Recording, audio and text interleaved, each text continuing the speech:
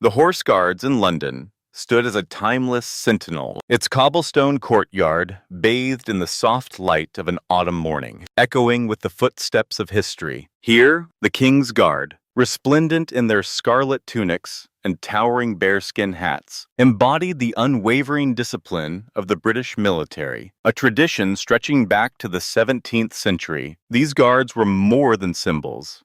They were soldiers, bound by the same values of loyalty, honor, and compassion that have united servicemen across generations. On this particular day, the Horse Guards became the stage for moments of profound humanity, where the rigid protocols of military tradition gave way to heartfelt gestures of respect for veterans who had sacrificed so much. Moments that would ripple far beyond the palace grounds, touching hearts and reminding the world of the enduring bond between soldiers, past and present. The day began with a display of military precision that drew gasps of awe from the gathered crowd, a mix of tourists, families, and fellow servicemen who had come to witness the pageantry of the King's Guard. Two Royal Navy officers, their dark blue uniforms adorned with gold insignia, approached the guard stationed at the Horse Guards parade, their steps measured and deliberate.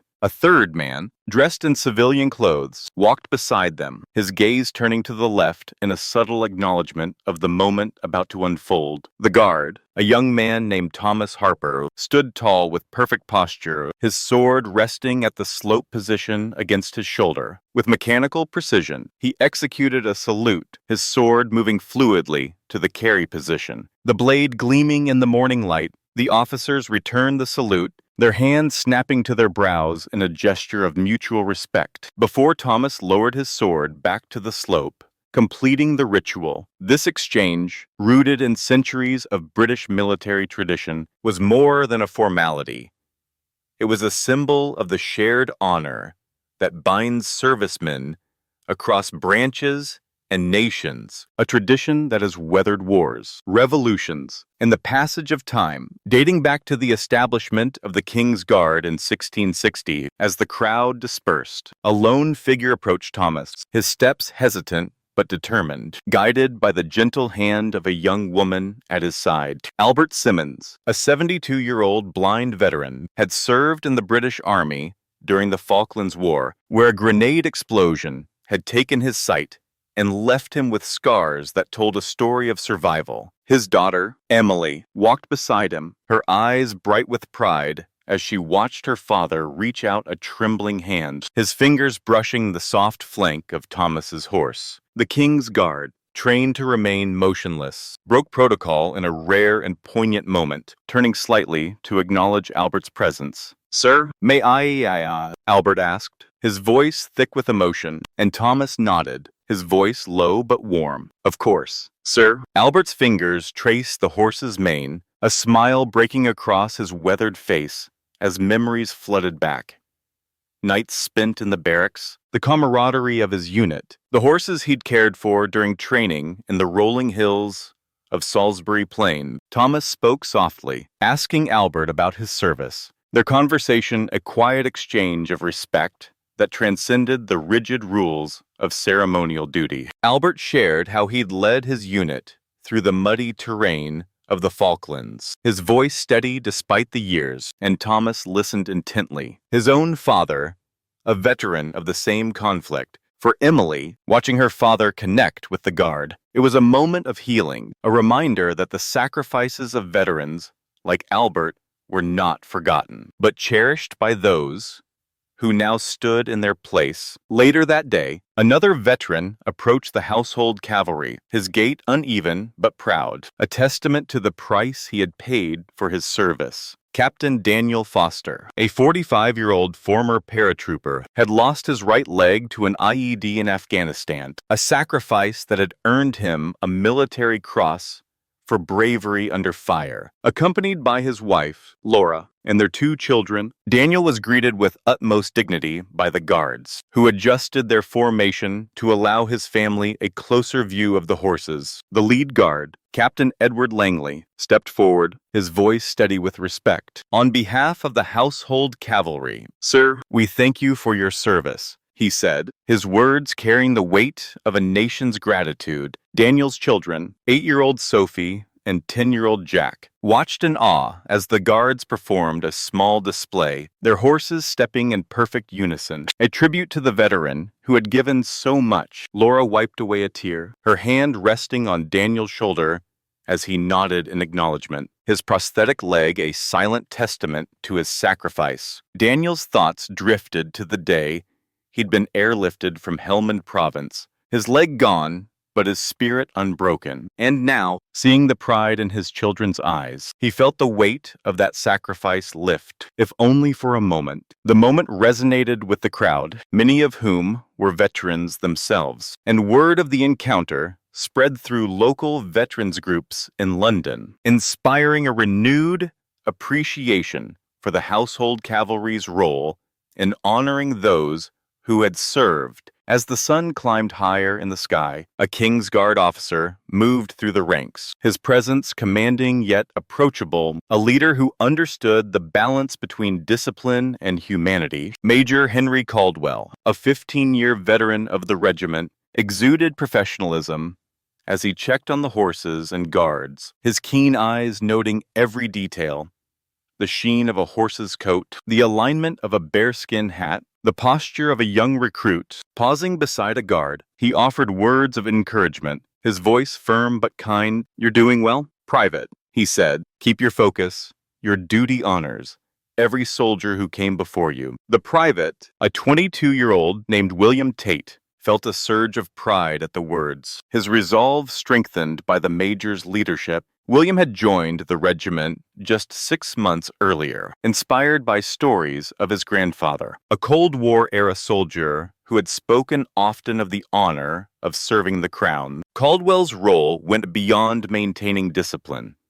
He was a bridge between the regiment's storied past and its present, ensuring that the values of honor and camaraderie were passed down to a new generation. His quiet encouragement, often unnoticed by the crowd, was a testament to the leadership that kept the King's Guard a symbol of excellence, a legacy that had endured through centuries of service, from the battlefields of Waterloo to the ceremonial grounds of today. Across the Channel, in Normandy, the 80th anniversary of D-Day brought together veterans whose courage had shaped the course of history, their stories a living testament to the sacrifices of a generation. Among them was 98-year-old George Harper, a D-Day veteran who had stormed Juno Beach in 1944, his memory still sharp despite the years. At a commemoration event attended by Prince William, George approached the prince with a question that reflected his enduring kindness. "How is Princess Kate faring, sir?" he asked, his voice steady but gentle. "I hope she's on the mend." Prince William smiled warmly. Touched by the veteran's concern, "She's doing well, thank you.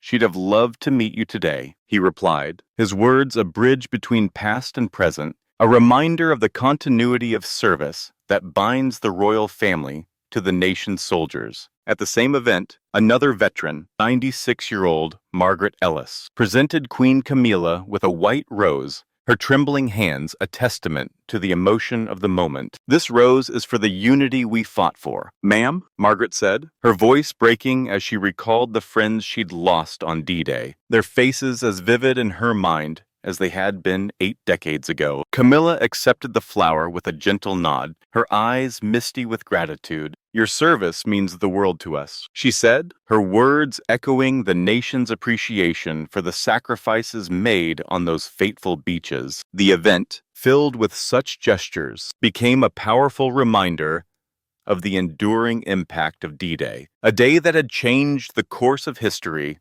and forged bonds that time could not erase. Bonds that were felt not just in Normandy, but in the hearts of those who heard the stories back home. The thread of connection between generations of servicemen wove its way back to London, where the Horse Guards continued to witness moments that spanned the decades. A World War II veteran, 101-year-old Arthur Bennett, sat in a quiet room near the parade grounds. His family gathered around him as he met his great-great-granddaughter, Lily, for the first time, their ages 101 years apart. Arthur's trembling voice filled with joy as he kissed Lily's forehead, his eyes glistening with tears. "You're my little soldier," he whispered, his words a tender echo of the love he'd carried through a century of life, from the beaches of Dunkirk to this moment of familial warmth. Arthur's daughter, Mary, watched with a lump in her throat, remembering how her father had survived the war only to face the loss of his wife to illness shortly after, a grief he had carried silently through the years. Now, holding Lily, he found a new reason to smile, a connection to the future that felt like a gift from the past. In Normandy, two D-Day veterans, 97-year-old Henry Carter and 98-year-old Walter Evans, stood on the beaches where they'd fought 79 years earlier, their hands clasped in a handshake that spoke of shared bravery and survival. "We made it," Henry said, his voice thick with emotion, as he looked out at the waves that had once carried them into battle. The roar of artillery still echoing in his memory, Walter nodded, his eyes tracing the horizon, remembering the young men who hadn't made it off the beach, their laughter silenced forever. The two men shared vivid memories of that day, the chaos of the landing, the cold bite of the water, the unspoken promise to keep going for those who couldn't. Their reunion, captured by a local photographer, became a symbol of resilience, a testament to the enduring bonds forged in the crucible of war, bonds that had carried them through decades of life and now brought them back to this sacred ground. Across the Atlantic, in a small American town, a Veterans Day parade pulsed with energy, a vibrant drumline leading the procession, as the crowd cheered for the servicemen and women who had given so much. But the true heart of the event came when a group of young soldiers approached a World War II veteran, 89-year-old Edith Marshall, who sat in a wheelchair at the edge of the parade route, a blanket draped over her lap. The soldiers knelt before her, their voices trembling with gratitude. "You paved the way for us, ma'am," one soldier said, tears streaming down his face as he thought of his own deployments, the fear and uncertainty that Edith must have faced so many years ago. Edith, her own eyes misty, reached out to touch his hand, her voice soft but firm. "It'll all be worth it in the end," she said, her words a promise that spanned generations, a reminder that the sacrifices of one era paved the way for the freedoms of the next. The crowd around them fell silent, the drumline fading into the distance as the moment unfolded, a deeply touching connection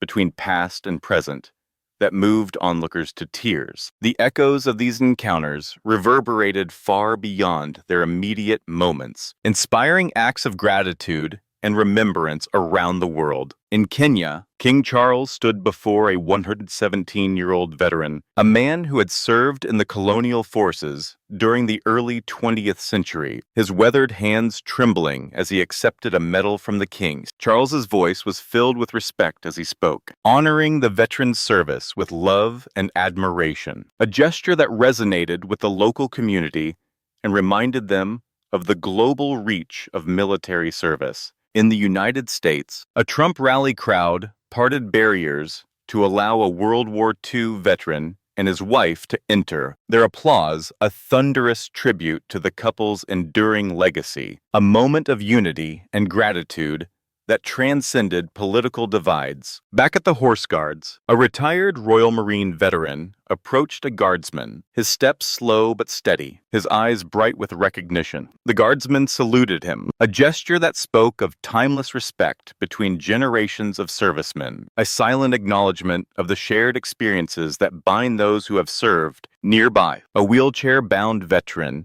stood with great effort to salute another, his resilience and unwavering camaraderie, a powerful reminder of the strength that lies within those who have faced the crucible of war. In a quieter moment, a veteran posed beside a royal guard for a photo, the guard's understanding and warmth creating a heartfelt connection that the veteran would cherish for years to come, a memory to share with his grandchildren on cold winter evenings. The stories of these encounters spread far and wide, touching hearts and inspiring action in communities around the world. In a small Virginia town, Eleanor Grayson, a 70-year-old widow whose husband had served in Vietnam, heard of the blind veteran's moment with the King's Guard from a friend who had been at the Horse Guards that day. Sitting at her kitchen table, a cup of tea growing cold in her hands, Eleanor felt a wave of emotion as she thought of her late husband, Tom, who had always spoken of the bond between soldiers, a bond he'd felt deeply during his time in Southeast Asia. She shared the story with her veterans group, the room falling silent as she recounted the guard's compassion, a symbol of the loyalty Tom had valued so deeply. The group decided to raise funds for an equine therapy program in their community, a way to honor the connection between veterans and horses that had moved Albert Simmons so profoundly, a program that would go on to help dozens of local veterans find healing through the gentle presence of these majestic animals. In the years that followed, the legacy of these moments continued to grow, a testament to the power of respect and compassion in the face of rigid tradition. Veterans groups around the world held events to honor their heroes. Communities came together to share stories of service, and families passed down tales of their loved ones' sacrifices, ensuring that the lessons of honor and gratitude would endure. The Horse Guards, standing as it had for centuries, remained a beacon of tradition, but also of the timeless bond between soldiers, a bond forged in duty, strengthened by sacrifice, and illuminated by the light of compassion, a light that shone brightly in the hearts of all who witnessed these unforgettable encounters.